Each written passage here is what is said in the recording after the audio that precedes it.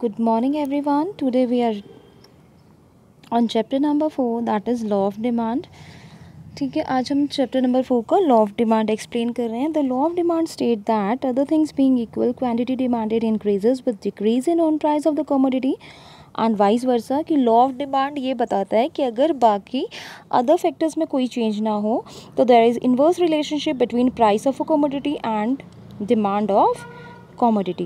That means कि अगर किसी चीज़ के प्राइसेस हाई हो जाते हैं, बढ़ जाते हैं, तो हम उस चीज़ को कम परचेज़ करना स्टार्ट कर देते हैं. एंड सेम वाइस वर्सा, अगर किसी चीज़ के प्राइसेस कम हो जाते हैं तो हम उसको चीज़ को ज़्यादा खरीदते हैं. ठीक है, that means there is inverse relationship between price and quantity demanded. And one more thing, you have to write other things being equal. That means the change in other factors remains same. There is no change in other factors. Here you are studying the change in price only. कि यहाँ पे हम दूसरे factors को same रख रहे हैं क्योंकि हम यहाँ पे सिर्फ डिमांड प्राइस में चेंज होने की वजह से डिमांड में होने वाले चेंज को ही स्टडी करेंगे.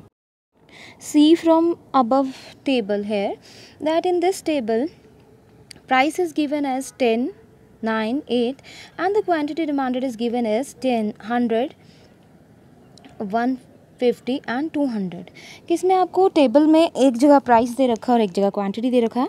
आपने देखा कि प्राइसेस में क्या ट्रेंड है, 10, 9, 8, that means prices are decreasing and the quantity demanded 100, 150, 200 quantity demanded is increasing. So if the price of a product is P, then the consumer is purchasing the quantity up to Q point, and if the price decreases to P1 and the consumer start purchasing the more quantity, that is Q1. कि अगर किसी चीज़ के prices P हैं तो consumer इसको OQ purchase कर रहा है. अगर प्राइसेस कम होकर OP1 हो जाते हैं तो उस कंज्यूमर उस चीज़ को परचेज़ करना ज़्यादा स्टार्ट कर देता है, OQ1. So this is our law of demand कि there is inverse relationship between quantity demanded and price. Right, ये हमारा क्वांटिटी डिमांडेड और प्राइस का इनवर्स रिलेशनशिप शो करता है. Right, now next point is assumption of law of demand. अभी हमें मैंने आपको बताया कि अदर थिंग्स बीइंग इक्वल, कि अदर थिंग्स में कोई भी चेंज नहीं होना चाहिए. अब ये अदर थिंग्स क्या है और किस में चेंज नहीं होना चाहिए जिसको कांस्टेंट रहना है. So that is number 1, taste and preferences of consumer remain constant. That means consumer का टेस्ट और प्रेफरेंसेस कांस्टेंट रहना चाहिए. टेस्ट में, प्रेफरेंसेस में कोई चेंज नहीं होने चाहिए. There is no change in income of the buyer, और बायर की इनकम में भी चेंज नहीं होना चाहिए. Right, and next thing is there is no change in the price of related good. कि रिलेटेड गुड के प्राइस में भी चेंज नहीं होना चाहिए. रिलेटेड गुड दो टाइप की होती है, एक होती है सब्स्टिट्यूट, एक होती है कॉम्प्लीमेंट्री गुड. सो दोनों में से किसी में भी चेंज नहीं होना चाहिए. And consumer do not expect any significant change in availability of consumer commodity in near future. और कंज्यूमर ये भी एक्सपेक्ट नहीं कर रहे हैं कि नियर फ्यूचर में कमोडिटी में किसी भी टाइप का कोई चेंज हो. Right, so these are the assumption of law of demand, जिन सारी चीज़ों को कांस्टेंट रखना है. ठीक है, now the next topic is why does demand curve slope downwards, और why more of a good is purchased when it's prices fall. Question यहाँ ये अराइज होता है कि ऐसा क्यों होता है कि चीज़ों की प्राइसेस कम होने पर हम उन चीज़ों को ज़्यादा खरीदना क्यों स्टार्ट कर देते हैं. ठीक है, सो है the reason is explain with reference to 5 points. कि यहाँ पे ये रीज़न एक्सप्लेन हुआ है 5 पॉइंट के साथ कि ऐसा क्यों होता है कि हम चीज़ों को उनके कम प्राइस होने पर ज़्यादा खरीदते हैं. First one is law of diminishing marginal utility. कि पहला जो हमारा लॉ है वो है हमारा डिमिनिशिंग मार्जिनल यूटिलिटी का law. According to this law, as consumption of a commodity increases, इस लॉ के अकॉर्डिंगली जैसे जैसे किसी कमोडिटी की कंजम्पशन इंक्रीज़ होती है उससे मिलने वाली मार्जिनल यूटिलिटी जो है वो goes on diminishing. That means वो कम होती रहती है. ठीक है, accordingly for every additional unit to be purchase the consumer is willing to pay less and less price. कि जैसे जैसे किसी गुड की एक्स्ट्रा यूनिट्स को परचेज़ करते हैं तो वैसे वैसे हम उससे मिलने वाली सेटिस्फेक्शन कम होती रहती है. इसीलिए हम एडिशनल यूनिट्स को तब खरीदते हैं जब उनके प्राइसेस हमें कम पे करने पड़े. Right, next one is income effect. Income effect refers to the effect on quantity demanded when real income of the buyer changes owing to the change in the quantity. With the fall in price, real income increases and accordingly with the rise in price, real income falls. इसका मतलब ये है कि जब किसी चीज़ के prices कम हो जाते हैं तो हमारी मनी की परचेजिंग पावर राइज हो जाती है। यानी एक चीज़ का रेट पहले 10 रुपीज़ पर केजी था, 10 रुपीज़ पर केजी था, आपके पास 10 रुपीज़ थे तो आप 1 ही केजी परचेज़ कर सकते थे उस चीज़ की क्वांटिटी को। लेकिन अगर प्राइसेस कम हो के 5 रुपीज़ पर केजी हो जाए तो अब आपकी परचेजिंग पावर कितनी होगी, 2 केजी परचेज़ कर सकते हो आप एटलीस्ट। तो आप क्या करोगे इस चीज़ को, अगर प्राइसेस कम हो जाए तो क्योंकि हमारी परचेजिंग पावर बढ़ जाती है, इसीलिए प्राइसेस के कम होने पर हम उस चीज़ को ज़्यादा ख़रीदना स्टार्ट कर देते हैं। ठीक है, हम 1 की बजाय 2 केजी उसको परचेज़ करेंगे। And the next third one is substitution effect. Substitution effect, that if a commodity become cheaper in price in relation to its substitute, the consumer is substituted at the cheaper good. कि अगर कोई good अपने substitute के comparatively सस्ती हो जाती है, जैसे मैंने बताया चाय और कॉफ़ी 2 सब्सिट्यूट्स हैं, अगर दोनों का रेट 10 रुपीज़ पर कप है, बट लेकिन अगर कॉफ़ी का रेट बढ़कर 20 हो जाता है तो चाय की सेम प्राइस पे भी डिमांड इंक्रीज़ हो जाती है। इसको हम बोलते हैं सब्स्टिट्यूशन इफेक्ट। तो चाय की डिमांड क्यों इंक्रीज़ हुई, क्योंकि कॉफ़ी के प्राइसेस बढ़ गए। तो due to substitution effect a consumer start buying more of a commodity when its price decreases. ठीक है, next is size of consumer group. अब ये देखना कि when the price of a commodity falls, many new consumers can afford to buy it. Accordingly the commodity demand of commodity extends। कि जब किसी चीज़ के प्राइसेस जो हैं वो कम हो जाते हैं तो बहुत से ऐसे कंज्यूमर जो उसको पहले नहीं परचेज़ कर पा रहे थे उसे परचेज़ करना स्टार्ट कर देते हैं, और अकॉर्डिंगली उस कमोडिटी के डिमांड इंक्रीज़ हो जाती हैं। ठीक है, और सेम इसका वाइस वर्सा कि जब कोई चीज़ महंगी हो जाती है तो बहुत से कंज्यूमर उसे ख़रीदना बंद कर देते हैं। ठीक है, एप्पल है, अगर एप्पल का रेट 100 रुपीज़ पर केजी हो जाता है तो सिर्फ rich section of the society खरीदता है, दैट मीन्स सिर्फ 10 लोग एप्पल ख़रीद पाते हैं। लेकिन अगर एप्पल का प्राइस 50 रुपीज़ हो जाता है तो रिच क्लास मिडिल क्लास दोनों क्लासेस खरीदते हैं। तो दैट मीन्स अब जो नंबर ऑफ़ पीपल है वो 25 हो गए।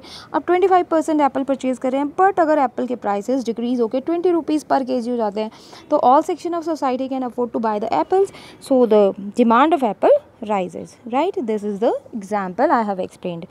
Now the last point is different uses. That means a good may have several uses, like milk is used for making curd, butter, cheese। की कई ऐसे goods हैं जिनके different uses होते हैं। जैसे कि मिल्क है, हम इसे कर्ड भी बना सकते हैं, हम इसे चीज़, बटर, पनीर, बहुत सारी चीज़ें बना सकते हैं। So see if price of milk reduces, अगर मिल्क के प्राइस रिड्यूस हो जाते हैं, कम हो जाते हैं, it will be put to different uses and accordingly consumer buy more of quantity, more of that product. कि अगर किसी चीज़ के प्राइसेस कम हो जाते हैं तो हम उस चीज़ को ज़्यादा खरीदना शुरू कर देते हैं और उसको डिफरेंट यूजेस में पुट करते हैं। नाउ अगर our next topic is exemption to the law of demand, कि किन किन चीज़ों पे लॉ ऑफ डिमांड जो है वो अप्लाई नहीं होता है। ठीक है, वैसे लॉ ऑफ डिमांड क्या है, लॉ ऑफ डिमांड ये बताता है कि अदर थिंग्स अगर बीइंग इक्वल रहे तो जैसे जैसे किसी चीज़ के प्राइसेस हमारे डिक्रीज़ होते हैं तो उसकी क्वांटिटी डिमांडेड इंक्रीज़ हो जाती है, और जैसे जैसे किसी चीज़ के प्राइसेस बढ़ने लगते हैं तो हम उसकी क्वांटिटी कम खरीदना परचेज़ कर देते हैं। बट एक्सेप्शन मीन्स कि क्या कौन सी ऐसी चीज़ है जिन पे लॉ ऑफ डिमांड ये अप्लाई ही नहीं हो रहा है। Like first one is article of distinction. ठीक है, आर्टिकल ऑफ डिस्टिंक्शन का जो कंसेप्ट है ये सबसे पहले प्रोफेसर बैबलन ने दिया था, तो इसको बैबलन गुड्स भी बोलते हैं, आर्टिकल ऑफ सोशल डिस्टिंक्शन। कि कुछ चीज़ें ऐसी होती हैं जो हम अपने सोशल स्टेटस को शो करने के लिए खरीदते हैं। ठीक है, और इनको कौन खरीदता है, specially richer section of the society, जैसे आपके कॉस्टली कारपेट है, डायमंड है, ज्वेलरी है। ठीक है, तो ऐसे कंडीशंस में क्या होता है कि इन चीज़ों की डिमांड तभी बढ़ती है जब इनके प्राइसेस भी बढ़ते हैं। लाइक अगर गोल्ड है तो गोल्ड की डिमांड सबसे ज़्यादा कब होती है, जब मैरिज का सीज़न हो। ठीक है, शादी के सीज़न में इसकी डिमांड सबसे ज़्यादा होती है, और उसी सीज़न में गोल्ड के प्राइसेस भी सबसे ज़्यादा होते हैं, राइट। एंड इसी तरह जब कभी ऑफ सीज़न हो तो गोल्ड की ना डिमांड होती है और गोल्ड के प्राइसेस भी लो होते हैं। ठीक है, दैट मीन्स गोल्ड पे आर्टिकल ऑफ सोशल डिस्टिंक्शन पे ये लॉ अप्लाई नहीं होता है। Next one is given goods. Given goods are those goods which are highly inferior goods, कि जो हाईली इन्फीरियर गुड्स हैं उन पे भी लॉ ऑफ डिमांड अप्लाई नहीं होता, कि लॉ ऑफ डिमांड कहता है कि इनकम, कंज्यूमर की इनकम बढ़ने पे डिमांड भी बढ़ती है, ठीक है। लेकिन गिवन गुड्स के केस में अगर कंज्यूमर की इनकम बढ़ती है तो कंज्यूमर इन्फीरियर से सुपीरियर गुड्स की तरफ शिफ्ट हो जाता है, इसीलिए इनकम के बढ़ने पर डिमांड इन्फीरियर गुड्स की कम हो जाती है। That means this law does not hold good at given goods, given goods पे भी ये लॉ ठीक नहीं बैठता है, ठीक है। Last point is irrational judgment, that sometimes the consumer judge the product by its price, कि कई बार कई लोग ऐसे होते हैं जो किसी चीज़ के प्रोडक्ट की क्वालिटी को उसके प्राइस से जज करते हैं कि सबसे अच्छा वाला कौन सा है जिसका प्राइस भी सबसे ज़्यादा महंगा है, ठीक है। So in case of that consumer they start purchasing the product only when the prices of that products are high, कि लोग ऐसे कंज्यूमर्स उस प्रोडक्ट को तभी खरीदेंगे जब उसका प्रोडक्ट हाई हो, और जब उसके प्रोडक्ट के प्राइसेस कम हो जाए तो वो उस प्रोडक्ट को नहीं परचेज करेंगे, because they are judging the product by its price. So in that case of irrational judgment, if the price of a product decreases, the consumer stop buying the product and demand falls.